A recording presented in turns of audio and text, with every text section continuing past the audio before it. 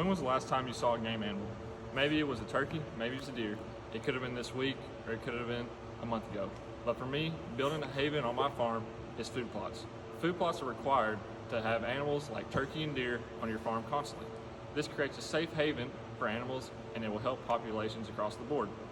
About a couple of weeks ago, I made a food plot on my farm in just 3 easy steps. Anybody can do it, and here I will show with you all how to do it. The first step is plotting and seeing where you want to put the food plot. There's many places you can do so. You can make food plots in the forest, you can make food plots in land. I did them on a field, about a 3-acre field.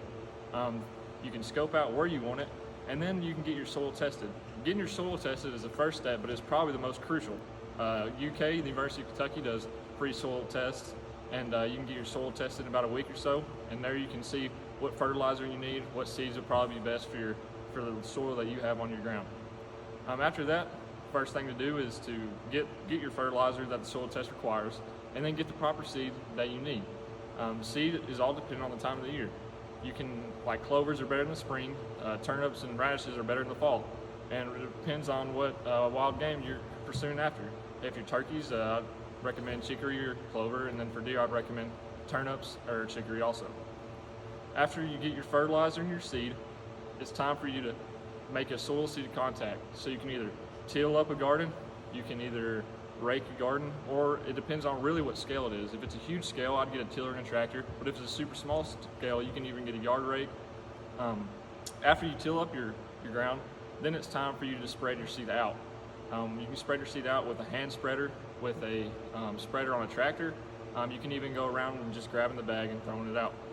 After you spread your seed, I'd wait. Spreading your seed requires to depend on what time of the year your seed requires upon. If it's clover, like I said, it'll be about a couple week window in the spring. So you gotta make sure you're in that same window for whenever it's time to plant.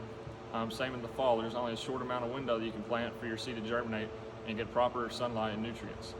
After you spread it, made soil to seed contact and then put your seed down, it is time to spread the fertilizer you required. I spread 300 pounds of triple 15, and like I said, it's all dependent on what soil sample you have.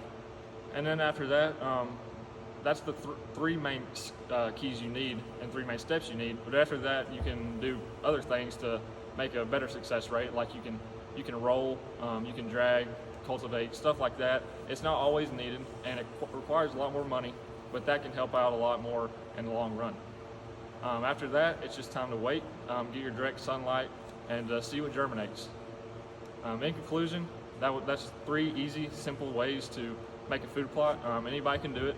There doesn't have to be a certain cost scale. You can do any from free all the way up to thousands of dollars with a big tractor all the way down to your hands and feet. That's just how to make it. And thank you all for listening.